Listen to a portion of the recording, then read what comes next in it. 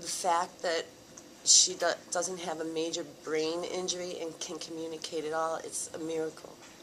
It's a miracle she's alive.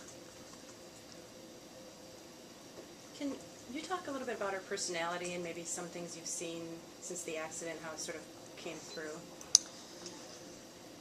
Tegan's always been a quiet person. She wants to talk. She's a National Junior Honor Society student, straight A honor student. She's very bright. She's the tomboy. She's the adventurer, which got us into this in the first place. Again, she can't speak, and I don't know, how. I know she wants to, but I can't really until that day when that tube comes out and we can talk. I know she's gonna have. It's gonna be difficult for her to accept this. What have you told her about what happened and why she's here? I haven't lied to her because I don't want her to lose her trust in me. I haven't told her all the specific details. She knows there was an accident. She asked me what happened on terminal velocity, and I just told her that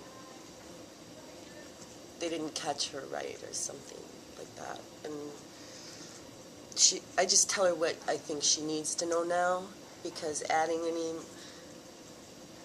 any more details is not going to help her at this point, because it'll just only upset her and make more anxiety and angst, and it's not fair to her right now. We'll deal with that down the road. I'm sorry, had she ever been on a ride like this before? No. Why? I didn't know. I don't know where in the country they exist anywhere. I've never seen a ride like this before. She saw it on the Travel Channel, and we just happened to come here for vacation, and that was one thing she wanted to do it. Where were you when it happened? I was there. I was there. Can you take us through what surgery she has had and any idea on when she could be extubated or moved? She's had surgery on her pelvis.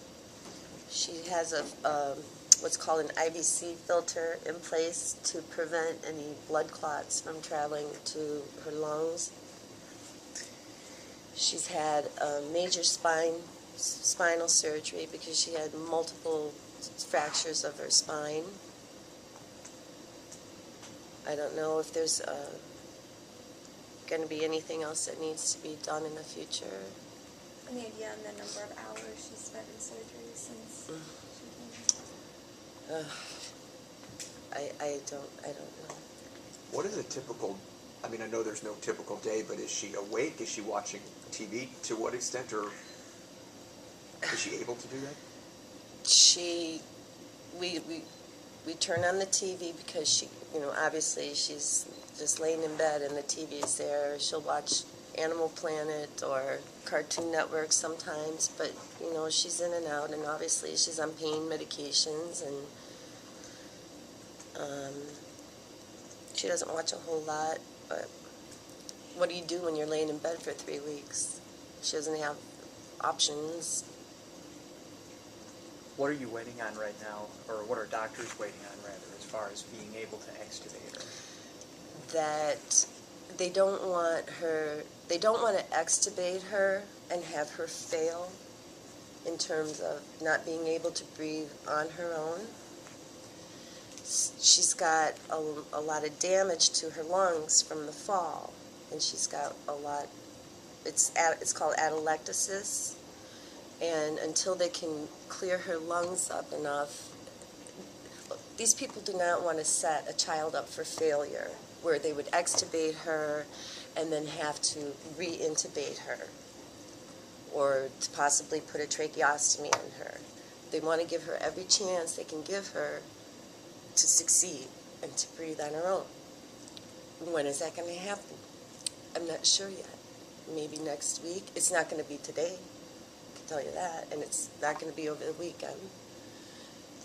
Hopefully, hopefully maybe sometime next week. I don't know. So it's just kind of a wait-and-see approach as far as that goes. Right. It just depends on how she's doing. She has a sister about her age, doesn't she? They're 13 months apart. My other daughter just turned 14 on August 9th. And is she here? She's currently with my mother in Elgin, Illinois, which is about 2 hours from here. And my mom is taking her back to Florida tomorrow. So she starts her first year of high school in Florida, and we think she needs some normalcy in her life. And she wants to start school and be back. But she's got a lot of mixed emotions. She wants to be here. She wants to be home. She wants to be at school. She wants to be with her friends. But she wants to be here. It's been, like I said, it's been very difficult on the whole family. As the weeks go by, has your family talked about a plan to stay long-term or go back and forth? There's a very highly respected rehabilitation center, the Nick Bonacani Center in Miami. We plan to, once she's stable enough to travel, to take her there and have her rehabilitation there so that we're all closer to home. When you think about everything your family has been through and the bits and pieces that you do tell Tegan without trying to give her too many details, are you angry? Are you angry at Park? Are you angry at anyone specifically, or do you not even have time for that emotion now, considering what you're going through? I'm just trying to focus on my daughter right now.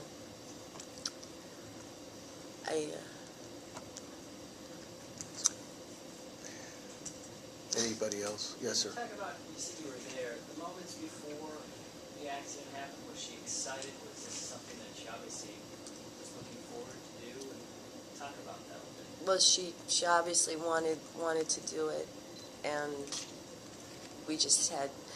In fact, when she showed me this on the Travel Channel, it was actually the operator that dropped her that day.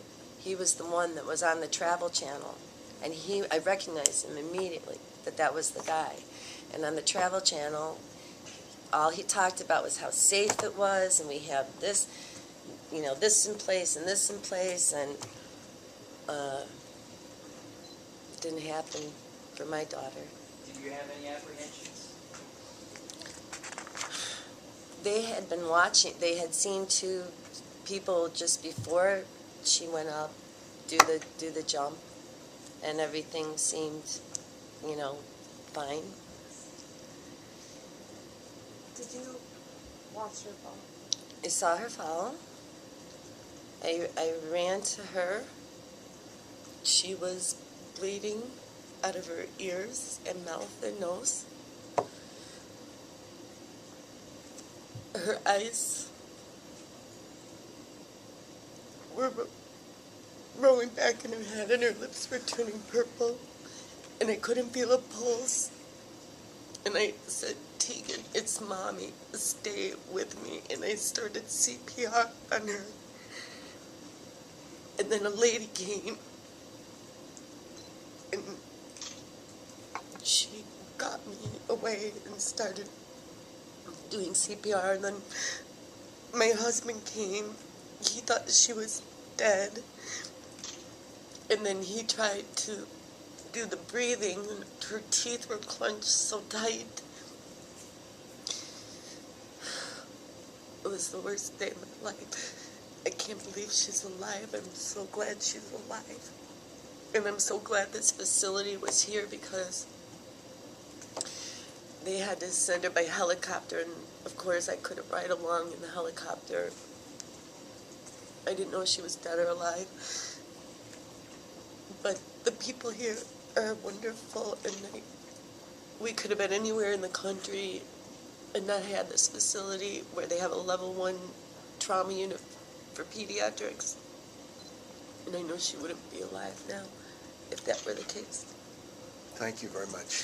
She's going to walk down the hall.